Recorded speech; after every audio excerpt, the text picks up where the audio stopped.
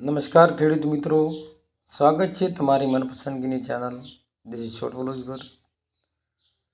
મિત્રો, આપણી ચેનલની પર જીરાના ભાવ વિશે વાત કરીએ એ પહેલાં આપણી ચેનલ પર જો નવા હો તો આપણી ચેનલને લાઈક કરો, સબસ્ક્રાઈબ કરો અને બેલ આઇકન પણ દબાવી દો, જેથી તમને દરરોજના નોટિફિકેશન મળતા રહે અને જીરાના ભાવ વિશે પણ તમને જાણકારી મળતી રહે।